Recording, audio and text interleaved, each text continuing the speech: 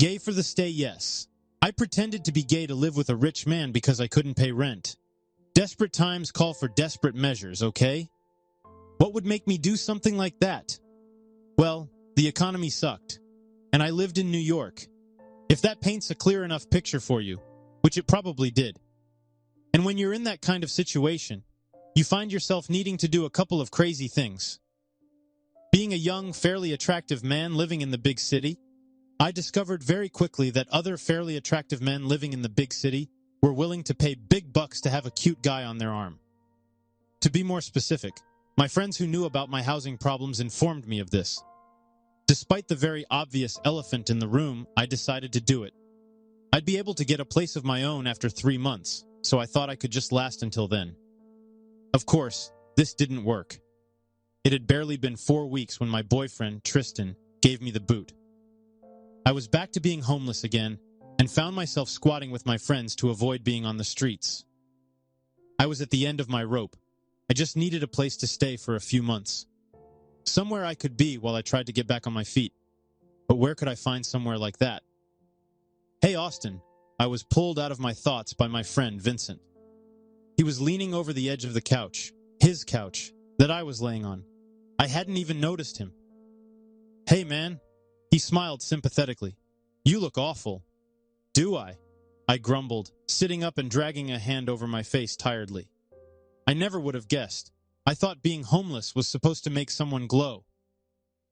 The sarcasm might have seemed rude to anyone else, but Vincent and I had been friends long enough for him to know that I was just very exhausted. He sat beside me, still smiling. Hey, no need to be like that. I actually have some good news for you. I raised an eyebrow in disbelief. The last time Vincent had given me good news, I had ended up trying to navigate the tense minefield that was acting like I felt anything for a man I barely knew. Sure enough, his current good news was similar.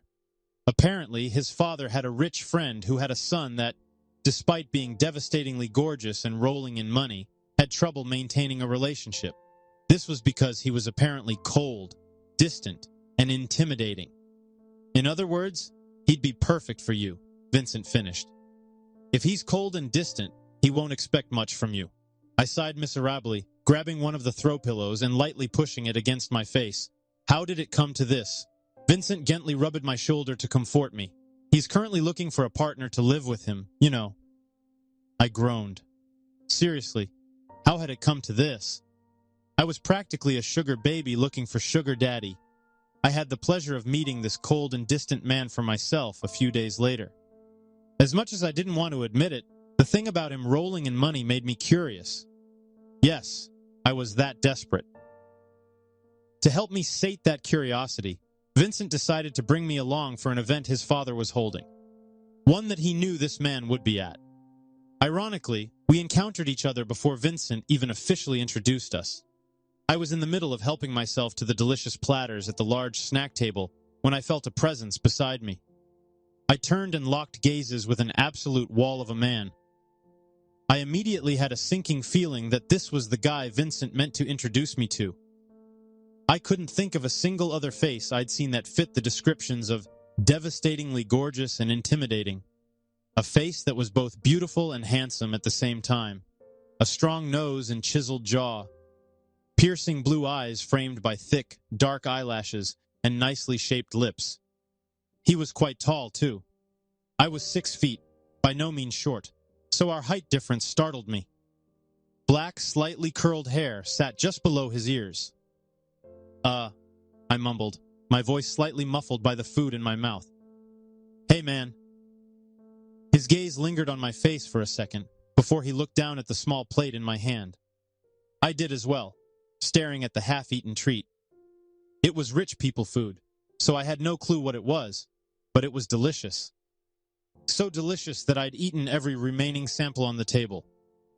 Now, in my defense, there hadn't been much of it left when I got into that table. I had at most had 2 or 3, but the way he silently looked from my plate to the empty space on the table made my ears burn with shame. Sorry, did you want one of those? I asked. Instinctively, I almost offered him my half-eaten plate before realizing that that would hardly be proper. The stranger shook his head, gesturing with one hand for one of the nearby waiters to come closer. When they did, he leaned down to whisper something in their ear, before simply turning and walking off. The waiter then scurried off in the opposite direction. Damn it, was I about to get kicked out? Well, if that was the case, I was going to enjoy this food as much as I could. I finished that plate and was reaching for something else when the waiter returned with a new tray, full of what I had just been eating, and replaced the empty one. I stared at it in surprise. Huh, I thought.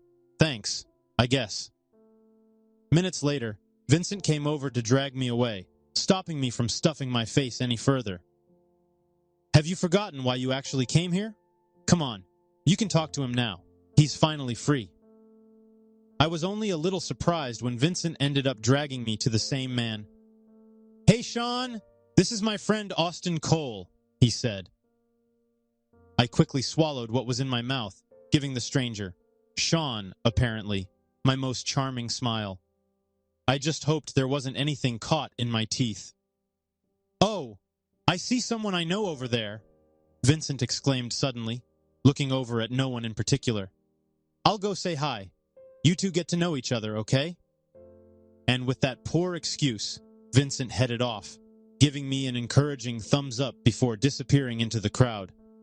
Trying not to roll my eyes, I looked back at Shawn. His expression hadn't changed much, but I could notice some curiosity in his gaze. He almost seemed to be evaluating me. I waited for him to say something. When a minute passed and he didn't, I realized the onus was on me to start the conversation. I cleared my throat. Hello, again. Nice to meet you again. Officially. You're Shawn. I trailed off, indirectly asking for his last name. Kingston, he replied. His voice was a low baritone. Shawn Kingston. Kingston. Of course, that's your last name. Sounds like something right out of a movie. Shawn and I proceeded to talk for several minutes. Well, it was more or me talking, and Shawn answering questions whenever I asked them. I learned that he was 28, a corporate lawyer working with his father's law firm. Lived alone, single. Eventually, an older man, maybe Shawn's father himself, walked over. He told Shawn that he needed to speak to him, and they both left after apologizing to me. I sighed. He had barely reacted to anything I said. I didn't even have him as an option anymore. Or so I thought. I mostly kept to myself for the rest of the event until Vincent came over to get me, and we both left the party. In the car, he glanced at me with a grin. I didn't know you could be such a flirt, dude. I looked back at him, frowning. What are you talking about? What did you say to him? He's completely charmed by you. He kept glancing at you the entire time he was talking to his old man. He laughed. He came over to me right before I found you to ask for your phone number. I blinked in disbelief. What? Really? Why didn't he just ask me? I asked. Vincent chuckled. Maybe he's just shy. Isn't that cute? I thought of the straight-faced I'd just spent several minutes trying to woo, and no matter how I tried, I just couldn't associate the word cute with that face. I'd succeeded in getting his attention, apparently, but money aside. Was that really a good thing? He messaged me just hours later. The message from the unknown number read, Hello, Mr. Cole. This is Shawn Kingston. We became acquainted at my father's party a short time ago. I got your number from your friend, Vincent. I hope that is not a problem. And, if that is, I apologize. Do get back to me at your convenience. I stared at the message and gave an amused snort. Was this his way of flirting? It read like a business email. I saved his number and was about to respond when another message came in. This one was longer. It read, Permit me to get straight to the point. Vincent told me you are looking for a relationship. I am also assuming you may be struggling financially. I am interested in solving both of these problems. If the feeling is mutual, I would like us to get to know each other better. Let me know what you think. Shawn. I raised my brows. So much for him being shy. That Vincent. Why had he gone and told this man I was looking for a relationship? And what did Shawn mean by assuming I was struggling financially? I was, clearly. But was it really that obvious? I frowned. Part of me wanted to tell him off, but I hesitated as I remembered my situation. I had a place to stay for now, but I knew that Vincent and his boyfriend Daniel would soon be moving in together, somewhere completely from where he lived now, so their daily commute would be less expensive. They were moving in 5 days, which meant that I did not have the luxury of time. Unless another one miraculously appeared, this was my only option. I sighed and swallowed my pride and then replied with some shame, "Hey Shawn, great to hear from you. Appreciate the honesty. Lee all." Shawn and I started to chat frequently. I learned that despite his very formal way of speaking and intimidating appearance, he wasn't that bad of a guy. A bit strange, sure, but definitely not bad. If not for the odd situation we were in, I would have wanted to be his friend. In a way, we did build up a bit of a rapport. Over the course of our conversations, he would offer for me a space in his apartment. His very big apartment, most likely. It made him seem a little desperate. I would usually avoid the offer, and he never really pressed me on it, simply bringing it up every now and then. I was sure he would stop offering at all if I told him to, but I didn't, because, well, I was also desperate. My pride wouldn't allow me to just accept the offer right away, but as Vincent's preparations to move became more and more hectic, I knew I had run out of time. Desperate, I came clean to Shawn about the urgency of my situation, and he immediately made his offer once again, and of course, I said yes. Even though I knew that accepting to live with Shawn meant I was indirectly accepting to be in a relationship with him as well. Within hours, I had my things packed and had booked a cab to take me to the address Shawn had sent me. As I bid my friends goodbye, I felt a pit of nervousness in my stomach. Would this really work? I was bound to get kicked out again just like before. And if that happened, when it happened, where would I go? The car came to a stop in front of a huge luxury apartment building. As I stepped out into the sunlight and got my things from the trunk, I kept craning my head back to peer upwards at the highest floor. I could not imagine living that high up. I'd probably go crazy. My phone buzzed in my pocket. I pulled it out and read the message from Shawn. "If you're here, come up to the 25th floor. Just tell the person at the front desk that that is where you're going. They're already expecting you." I cursed under my breath as I pulled my things into the lobby. After an elevator trip that felt like an eternity, the doors chimed as they slid open. When I stepped out, I immediately felt a familiar presence by my side. "Hello, Austin," Shawn greeted as I turned to face him. "Hey," I responded, trying to ignore another sharp pang of nervousness. "Where are we?" Before I could fully ask my question, he turned and started to walk. I gave a small sigh and followed him. The 25th floor was quiet, with only a few doors scattered about. Were all the floors like this, or were the apartments on the 25th just special? When we reached Shawn's place, I immediately got the feeling that the latter was the case. All this space for just one person? No wonder he's desperate for some company. "Do make yourself at home," he said as I looked around in awe. "Your room is down the hall there, right across from my own." That got my attention. My room. "We're not sharing?" I asked in surprise. Shawn arched a brow. Internally, I kicked myself. Now it sounded like I wanted to share a room with him. I most certainly didn't. I was just surprised. I assumed he would want to. "Do you want to?" he asked. His tone was careful. "No," I yelled on the inside. Outwardly, I gave an awkward smile. No, that's all right. I was just making sure." Shawn's eyebrow remained where it was. Such an incredulous look made me feel really embarrassed. "I'll go. Start settling in," I muttered, before turning and heading down the hallway as quickly as my luggage would allow me. "God, this is so awkward," I whispered under my breath. There were 2 doors at the end of the hallway. One of them was slightly open, and a quick glance in made it clear that the room was lived in, so it was Shawn's. I turned to the other door, which was shut, and opened. I get such a large room all to myself? I spent the next couple of hours in my room. I made it sound like I was unpacking, but I did no such thing. Getting too comfortable would be stupid. I'd be out of there soon. I just needed some time alone to rest. And think. How would I go about this? If I played my cards right, I could stay here for at least a few weeks until Shawn started to suspect something was off. Or something would go terribly wrong, and I'd be on the street again by the end of the day. 3 hours passed, and I hadn't come up with any solutions. My stomach growled, hunger gnawing at me incessantly. I had to go find something to eat. When I peeked my head out of my room, Shawn was nowhere to be seen. His room door was shut now. He was most likely inside. While I was a bit curious what he was doing in there, I definitely wasn't going to try to find out.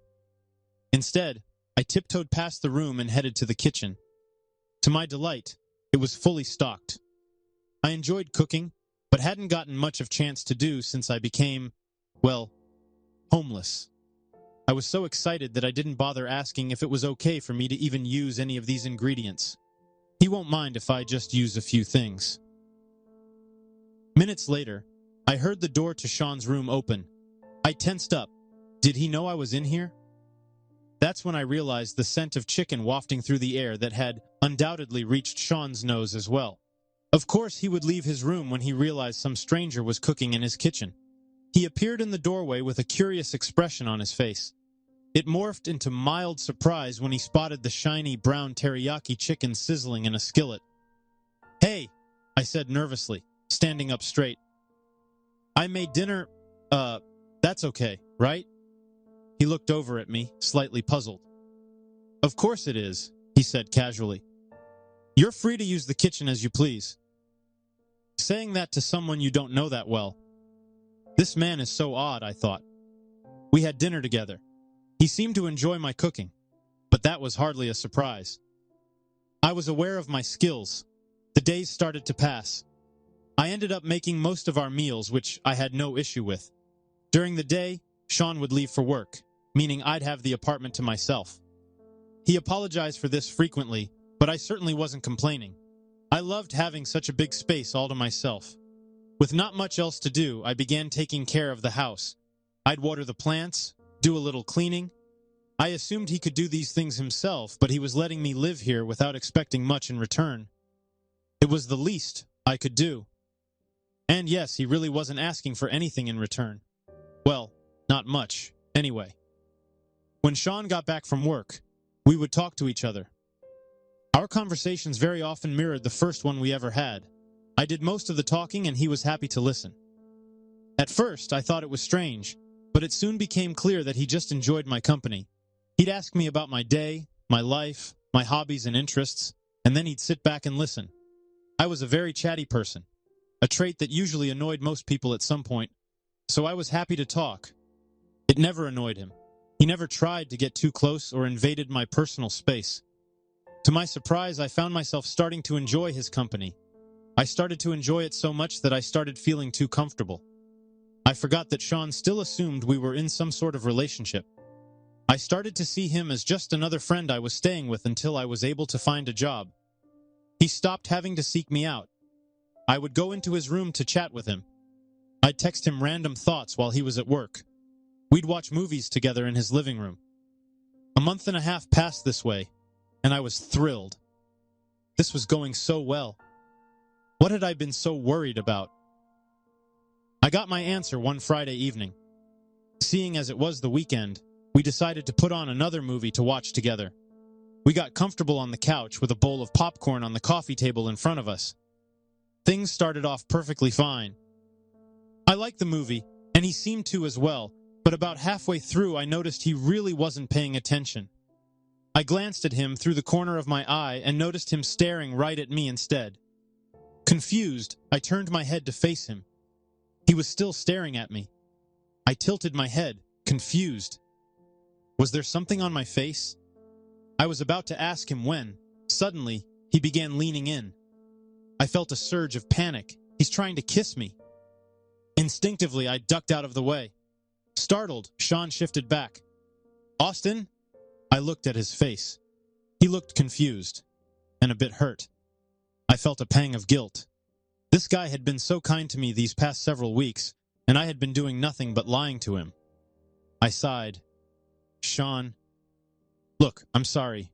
You're a nice guy and everything, but..." Shawn frowned a bit, waiting for me to continue. Not attracted to you. As in, I'm not gay. I don't really feel anything for anyone, especially not anything sexual. I just needed a place to stay. I'm sorry. I apologized. Shawn's expression went blank for a moment. I winced. There it was, I thought. Time to say goodbye to my comfortable new place. It was a good thing I decided not to unpack. I see, Shawn finally responded. Well, that is quite all right. I sighed and started to get up.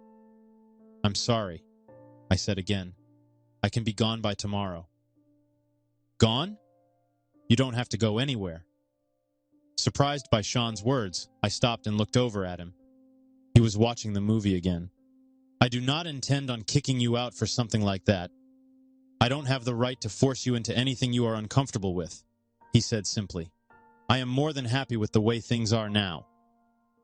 I was shocked. The whole reason I was staying here in the first place, wasn't that because he wanted a romantic relationship with me? That was what I assumed, but had I been wrong about him? I stared at his face for a few seconds. He looked back at me, tilting his head. Do you still want to watch the movie? He asked. Oh, sure. I sat down again. While I stared at the screen, I was hardly thinking about the movie. After that, the months passed by without much of an issue. Now that Shawn knew the truth and apparently didn't have a problem with it, I'm much more comfortable. Things fell back into their usual routine, and we got even closer. When I told him about my situation, he even helped me to get a job at his father's company, which of course meant that I now had the option to leave and find my own place. But neither of us brought that up. Just months before, I would have been thrilled to get an opportunity to finally find my own place and live alone again. But when I started work and realized I could get my own place, I found that I didn't really want that anymore. I realized that I didn't want to leave. Why would I? That night, Shawn had shown me just how considerate he was. Selfishness seemed to be completely alien to him. He was observant, always helping me with things I didn't even know I needed. As soon as he noticed just how much I enjoyed cooking, the kitchen went from having the bare necessities to having lots of useful appliances I could use. He even got me a mixing stand so I could start baking. He was kind. Certainly not cold, just a bit quiet. He didn't talk much, nor did he ever try to get physical with me again, but he had his ways of showing me affection. It was those little things he did that made me feel, well, pretty good. And, okay, he was starting to seem attractive to me, not just objectively handsome. There were things I was starting to notice that I hadn't really seen before. The slight curl of his eyelashes, the way his eyes reflected the light, the birthmark he had on his upper arm, the unique way he laughed. By this time, nearly a year had passed. I was feeling things for Shawn that I had never felt for anyone before. It couldn't be love, could it? There was no way. I wasn't gay. I'd never felt attracted to men before. In fact, I'd never really felt attracted to anyone before. I'd had the feeling described to me countless times, but it was the first time in my 25 years of being live that I had actually experienced it for myself. It was exhilarating, terrifying, and extremely confusing. Not knowing what else to do, I decided to consult with someone who understood these things better than I did. I had been updating Vincent on how things were going with Shawn for several months now.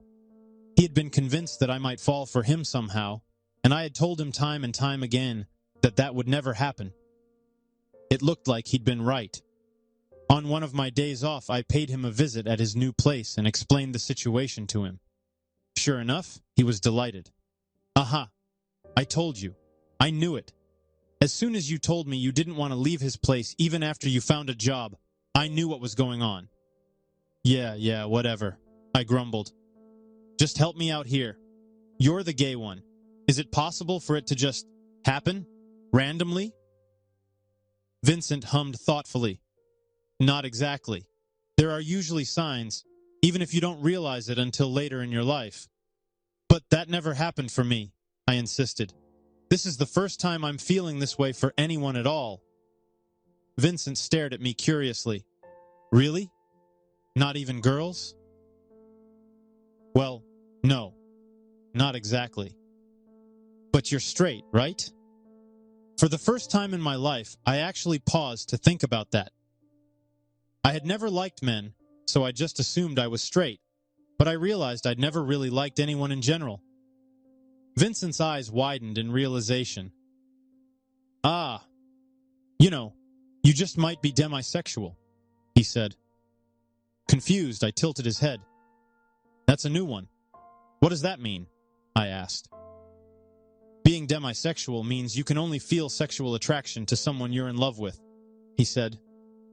Still confused, I blinked. Aren't most people like that? I asked. He shook his head. It's possible to feel attracted to someone even if you don't know them well enough to be in love with them, but that isn't really the case if you're demi. You've probably never felt attracted to anyone because you've never been in love before, Austin. But now that you are, he chuckled. Wow, isn't this interesting? I quietly considered what Vincent had just told me.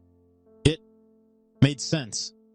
I'd gone my whole life without feeling much attraction to anyone, and it was only after Shawn and I started to truly grow closer to each other that these feelings started to arise. You know what, Vincent? I think you're right, I finally said. I always am, Vincent responded in a cheerful tone. So, what are you going to do now? Are you going to tell him? I didn't know. That seemed like the most logical course of action. But what if he didn't feel the same way? What if he didn't feel attracted to me? And even if he did, what would that mean? Would we actually start to date? I had no relationship experience for obvious reasons, so how would that even go? I sighed and forced myself to relax. This wasn't like me. I'd never been one to overthink things. The only way for me to know what would happen would be to just do it. As soon as possible, too, so I wouldn't chicken out. When I got back to Shawn's place, our place, he was already home. He looked a bit curious. I was usually home at that time of day. I just went to see a friend, I explained as I walked into the room. My face was calm, but my heart was beating wildly in my chest. It was now or never. Hey, Shawn, can you do me a favor? I want to try something, I said, walking up to him. He tilted his head curiously, turning to face me. I let my brain switch off and simply let my body do what felt right. My arms moved to gently hold onto the sides of his arms. I had barely caught a glimpse of the surprised look on his face when I gingerly brought my lips to his. It wasn't my first kiss, but it was the first time a kiss had ever felt like that for me. It was electrifying. I wanted it to last forever, but I pulled away after a few seconds. Shawn looked completely surprised. His eyes were wide and round, a slight flush on his cheeks. That, he started, and then trailed off. I instantly regretted my actions. Had I made a mistake? I've been wanting to do that for a while now. I just wanted to see if that felt right, I explained softly. At once, Shawn's expression relaxed. Did it? He asked. When I nodded, his face eased into a warm smile. That's good to hear. However, that was so unexpected, I barely got to decide whether it felt right or not. If I may. With that, he leaned in and closed the space between us once again. He never did tell me if it felt right or not, but judging by the fact that he kept kissing me for the next 5 minutes straight, I assumed that it definitely did. Shawn and I officially started dating after that kiss. If I were to be honest, although we had been living together for nearly a year, our story in actuality started only after that daring kiss. The end. Would you ever pretend to date someone for money? Thanks for watching. Consider subscribing to become part of our Rainbow Force and stay wholesome.